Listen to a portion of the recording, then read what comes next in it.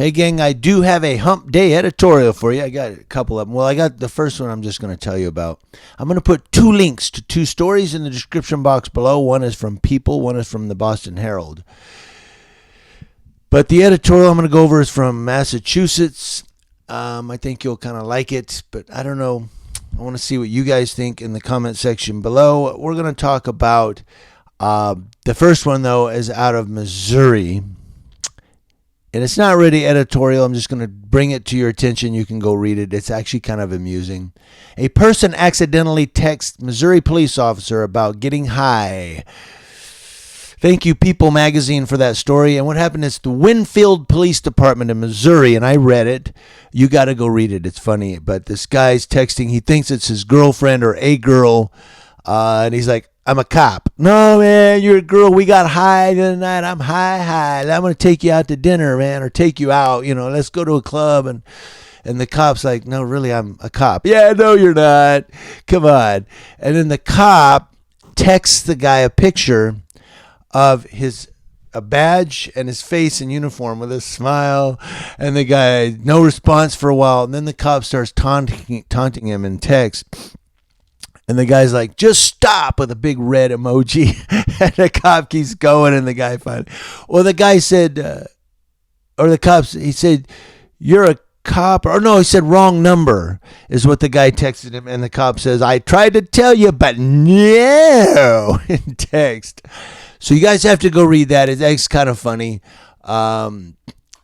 What a freaking moron. What a freaking moron that guy was. The cop was funny. I'm sorry. I don't know if, I know we got some people that really just don't like cops, but that was funny. Okay, because that guy's an idiot. We're going to go to Framingham, Massachusetts, where police entered a home without a warrant. But they found some stuff. The people were guilty of something. But the cops didn't have a warrant. So if they are guilty, I'm not guilty. If they do have what the cops say they have, and I'm trying not to give too much of the editorial away,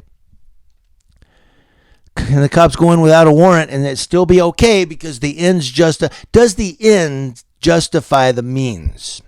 That's really what I'm asking here. Let's go to Framingham, Massachusetts. Framingham police and city officials are investigating a drug unit's raid on a home without a search warrant, where one cop threatened to kill the family dog after a video of the incident went viral on the internet. They're investigating after the video went viral. Yeah. It's because everybody's attention is now focused on them. When police finally got the warrant, they reported finding 20 marijuana plants, more than 200 grams of marijuana, thousands in cash, and several guns. But the homeowners are voicing outrage on a GoFundMe page where they say they are trying to raise money for a lawyer. The page states, these police officers raided our home with no warrant in front of our children.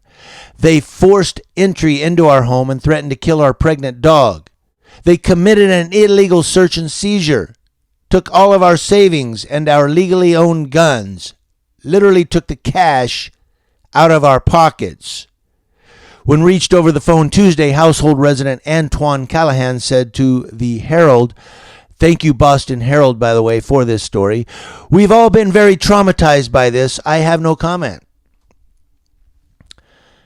Now, on August 7th, home security video from the house on Pryor Drive in Framingham. An officer tells the homeowner that police are at the door. The officer tells Callahan they need to enter the home, holding the house until they get a search warrant. Callahan tells the officer, quote, you're not coming in my house, without a warrant, of course. The officer responds, we're not searching, we're just securing the house. He later added that police didn't want Callahan's son to flush evidence down the toilet. So the officer told Callahan, quote, either you get out of the way or we're going to kick the door. Once inside the house, another cop took a swing at a barking dog, saying, if that dog bites me again, I'll bloop, shoot it. During a protective sweep of the house, cops found 3 rooms with marijuana plants, according to an affidavit signed by Framingham Detective Jason Ball. Police later that night executed a search warrant. Now, later the night they executed a search warrant. They've already gone through the house. They've already searched. But now they're going to, okay, we're going to execute the search warrant. See, we do have a search warrant. See? After they already went inside. A Framingham police Facebook post said many people have sent them the video of this incident involving the Metro West Drug Task Force. Framingham police stated, quote, "We will take the time necessary to fully investigate ourselves." I'm sorry, they didn't say that. But they did say, quote, "We will take the time necessary to fully investigate the incident and speak with all persons involved." Framingham Mayor Yvonne Spicer said through a spokeswoman, "In the best interest of everyone involved, we're thoroughly investigating the incident." Police said in an earlier statement that officers applied for a search warrant. In that court affidavit, police described watching suspected pot sales from the house. They still need a search warrant. The statement reads, "Probable cause was found to issue the search warrant, and officers subsequently executed it at the home." They did it before they had the search warrant.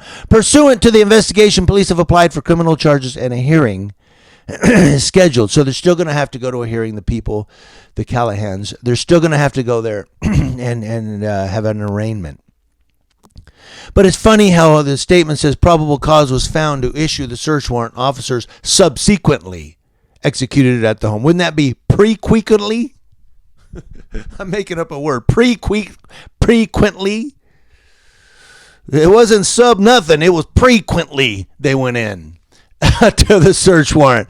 I want to know what you guys think in the comment section below. This is an interesting story. I mean, this is one where they did have a whole bunch of pot plants and marijuana and guns and money, and okay, maybe something nefarious was going on. But the cops went in before the search warrant. Uh-oh. So I want to know what you guys think here, man. I think when it comes down to the letter of the Constitution, the Fourth Amendment was violated. It's a violation of the Fourth Amendment of the U.S. Constitution. But what happens when they're actually guilty? I mean, can this be thrown out? Are there any lawyers out there that could say, yeah, this is going to get thrown out because the cops violated their civil rights? News Now Ukaipa, letting you know what's going on with law enforcement across your nation. And remember, if you get high, make sure you're texting the right number. Thanks, guys. Happy Hump Day.